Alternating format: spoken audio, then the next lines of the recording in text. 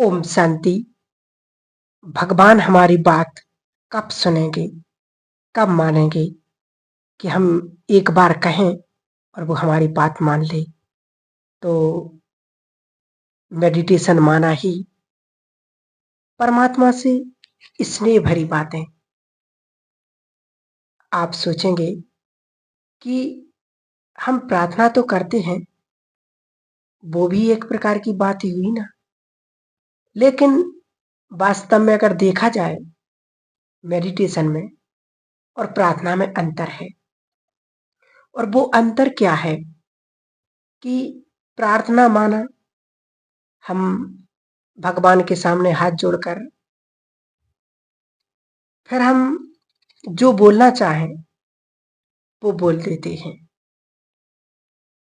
और फिर बाहर निकल आए और बस हम अपने घर को चल दिए। माना एक वन वी कम्युनिकेशन।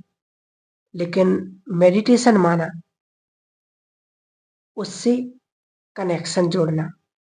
कुछ हम बात करें, फिर अपने मन को शांत करें, सुनो कि वो क्या कह रहा है, क्योंकि वो भी कुछ कहता है और बहुत अच्छी बातें हमको सुनाई देंगी। ईश्वर भी हमसे बात करना चाहता है, लेकिन आज के युग में मनुष्य के पास वो इतनी बौद्धिक ही नहीं है कि जो वो उसकी आवाज को सुन सके।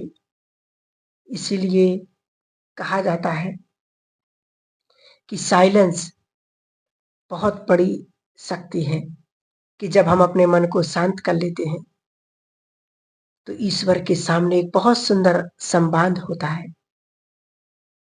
और ये संवाद दिल का होता है। कहते हैं ना, दिल की आवाज दिल तक पहुंचती है और उसके भी दिल की आवाज हमारे दिल तक पहुंचती है। हमें फील होगा कि वो भी हमें बहुत कुछ कह रहा है।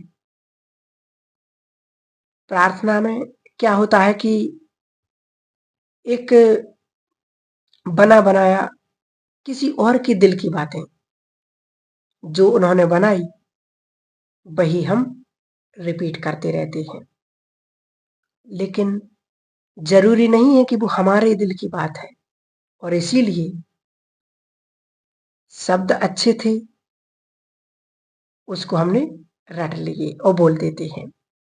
लेकिन जब वो हमारे दिल की बात नहीं है तो उस भाव से हम नहीं बोलते हैं। तभी तो भगवान ने बार बार कहा है कि भगवान भाव का भूखा है, भाव चाहिए उसके लिए। और आज के मनुष्य के अंदर वो भाव विहीन होता जा रहा है, क्योंकि सूचनाओं की दुनिया में रहते हुए बस सूचना को सुनना और समझना वही उसके लिए जीवन हो गया है, एक कम्युनिकेशन हो गया है। इसीलिए शायद ईश्वर के सामने उससे जो संवाद करना चाहिए, जिस भाव और भावना के साथ संवाद करना चाहिए, वो नहीं है। दूसरे के भाव को हम प्रार्थना के रूप में स्वीकार कर लिया और शब्द बहुत अच्छे हैं, चलो हम भी वही बोल देते हैं। अब रोज रोज हम वही बोलते रहेंगे तो क्या किसी को अच्छा लगेगा? मान लो जैसे आपका बच्चा आपके सामने आए और आपकी महिमा की स्तुति के गुणगान करे कि पिताजी आप बहुत अच्छे हो, या माँ आप बहुत अच्छी हो,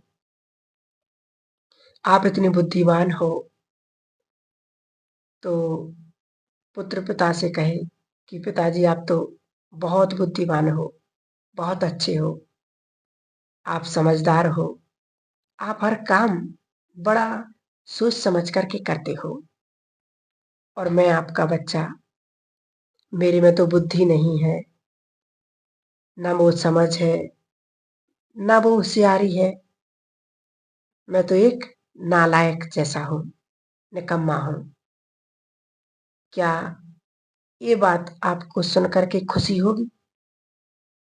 शायद वो जब आपकी महिमा कर रहा है तो आपको अच्छा लग सकता है, लेकिन जैसे ही वो अपनी हीनता की बातें सुनाने लगता है तो आप भी उसको तुरंत रोक कर कहेंगे कि बेटा, तू मेरा बेटा है, तुम्हें मुझसे भी 2 कदम आगे बढ़ना है। कोई भी पिता अपने बच्चे को अपने से नीचा नहीं देख सकता है। हमेशा उसकी एक ही दिल की आवाज़ रहती है, भावना रहती कि मेरा बेटा मुझसे भी आगे निकल जाए, मुझसे भी आगे तरक्की करे और मेरा नाम रोशन करे। यही भावना रहती है। इसीलिए हम भी भगवान के मंदिर में जाते हैं और उस पिता से प्रार्थना कहो, आरती कहो, गाते हैं हम, जय जगदीश हरे, प्रभु जय जगदीश हरे। आप स्वामी हो, आप सर्वगुण संपन्न हो, जे हो वो हो, दुखियों का आधार हो। अनेक प्रकार की बातें हम भगवान से करते हैं और फिर हम स्वयं से क्या कहते कि मैं नीच हूँ, पापी हूँ, कलखामी हूँ, पता नहीं क्या-क्या कहते रहते हैं। अब क्या आप समझते हो कि भगवान भी ये हमारी बातें सुन कर के खुश होगा? नहीं होगा। इसलिए कहीं न कहीं हमारा तालमेल उससे नहीं हो रहा है। बच्चा हमेशा माता-पिता जैसा होता है। जो उसके संस्कार, वही बच्चे के संस्कार होते हैं। और यहाँ हम अपने संस्कार बिल्कुल लो कैटेगरी के बता रहे हैं कि मैं नीच हूँ, पापी हूँ, खलकामी हूँ, ये हूँ, वो हूँ। अनेक प्रकार के दोष, बुराइयाँ हैं मुझ में। ये हम भगवान के सामने दर्शाने का प्रयत्न करते हैं और ईश्वर की हम स्तुति कर रहे हैं। तो वो एक अलग लेवल पर हो गया और हम एक अलग लेवल पर। और जब लेवल ही मैच नहीं करता तो वो हमारी बात कैसे सुनेगा, कैसे मानेगा? इसीलिए वो दिल की भावनाओं का जो संवाद है, वो नहीं हो पाता है। क्योंकि मन हमारा कहाँ लगेगा? मनुष्य का मन हमेशा जहाँ समानता होती है, उसी के पीछे जाता है। आज एक क्लास में 50 बच्चे पढ़ते हों, सबकी सबके साथ दोस्ती नहीं होती है, लेकिन जहाँ उसके विचार समान हों, उसके संस्कार समान हों, भावनाओं की समानता हो या फिर हम कहें कि एक ही गाँव के हों, जहाँ कोई समानता होती है, वहाँ एक रिश्ता बन जाता है, दोस्ती हो जाती है, निकट आते हैं। तो ईश्वर के साथ भी क्या हमारी कोई समानता है? क्योंकि तभी तो हम उसके निकट आ सकते हैं, नहीं तो कैसे आएँगे? तो इसीलिए निकटता लाने के लिए सबसे पहले समानता, स्वरूप की समानता, संस्कारों की समानता कि मैं आत्मा ज्योतिपुंज हूँ, तो वो मेरा पिता परमात्मा भी अनंत प्रकाशमान है, दिव्य प्रकाशमान है। जैसे मनुष्य का पिता मनुष्य, पक्षियों का पिता पक्षी, पशुओं का पिता पशु, इसी प्रकार हमारी आत्मा का पिता भी वो परम आत्मा है। वो भी एक आत्मा है, लेकिन वो सर्वश्रेष्ठ है, इसलिए उसको परमेश्वर कहा है। यानी साइज में कोई बड़ा है ऐसा नहीं है, परंतु गुणों में, कर्तव्यों में वो श्रेष्ठ है, बड़ा है। जैसे कोई आज बड़े मुद्दे पर पहुंच जाता है और उसका दोस्त बचपन का उसको मिलता है तो कहता है कि आप तो बड़ा आदमी हो गए, तो बड़ा आदमी माना कोई साइज से बड़ा थोड़ी हो गया, कद में बड़ा थोड़ी हुआ है, पोजीशन में बड़ा हो गया, पद में बड़ा हो गया। परंतु जहां ये रिश्ता जुड़ जाता है, वहां ये नहीं देखा जाता है कि कौन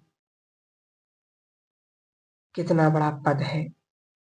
ठीक इसी प्रकार ईश्वर के साथ भी हम अपनेपन का रिश्ता जोड़ें, जो भले वो सर्वश्रेष्ठ है, लेकिन फिर भी निकट आ सकते हैं।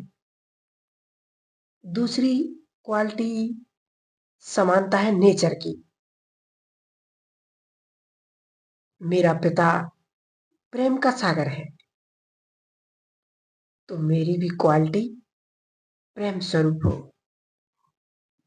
वो सच्चिदानंद स्वरूप है, तो मैं भी सच्चिदानंद स्वरूप हूं, गुण एक जैसे हों। वो ज्ञान का सागर है, तो मैं प्रेम स्वरूप हूं। वो सुख का सागर है, तो मैं भी सुख स्वरूप हूं। वो परम पवित्र है, तो मेरी क्वालिटी भी निर्मल पवित्र आत्मा हूं। इसलिए तो बच्चा जब पैदा होता है तो कितना निर्दोष, कितना पवित्र होता है। उसमें कोई भेदभाव नहीं। वो किसी के भी पास पहुंच जाए तो वो हमेशा हंसता मुस्कुराता रहता है, माना कि नेचर एक जैसी हो। तभी हम उस परमात्मा से बात कर सकते हैं, और तभी वो हमारी बात को सुनेगा, मानेगा। माना कि जब हम उससे रिश्ता जोड़ लेते हैं अपने संकल्पों के द्वारा, हम मेडिटेशन के द्वारा उससे जब बात करते हैं, तो वो हमारी हर बात मानेगा, सुनेगा, समझेगा। आप जो कहोगे वही होगा। ये परमात्मा का वादा है। क्योंकि आज तक हम सिर्फ यही करते आए, इसलिए उस ईश्वर की प्राप्ति नहीं कर पाए, और इसलिए आज तक हम उससे ना बात कर पाए, ना उसकी बात हम सुन पाए। क्यों? क्योंकि हमने अपने मन की तार, अपने संस्कारों को उससे मिलाया ही नहीं, अपनी समानता उससे जोड़ी ही नहीं। और जब हम अपनी समानता जोड़ लेते हैं, भगवान हमारी हर बात सुनने लगता है, मानने लगता है। तो आप सभी जरूर उस परमात्मा से अपनी समानता, माना कि एक मेडिटेशन के द्वारा हम उससे बात कर सकते हैं, और कुछ समय के बाद हम शांत हो जाए तो अपने आप उसकी बात भी हमें सुनाई देगी कि वो हमसे क्या जवाब देना चाहता है, वो हमारे प्रश्न का उत्तर क्या देना चाहता है। वो हम मेडिटेशन के द्वारा उस परमात्मा से प्राप्त कर सकते हैं, उससे नाता अपना जोड़ सकते हैं। तो ऐसे हम उस भगवान से अपनी बात को मनवा सकते हैं, और वो निश्चित ही 100% भगवान मानेगा। ये उसका वादा है। तो उसने तो कहा ही है कि तुम यदि मेरी श्रीमत पर चलोगे तो मैं आपका हर काम पूरा करूंगा। तो ऐसे हम भगवान से अपनी बात को मनवा सकते हैं। ओम शांति।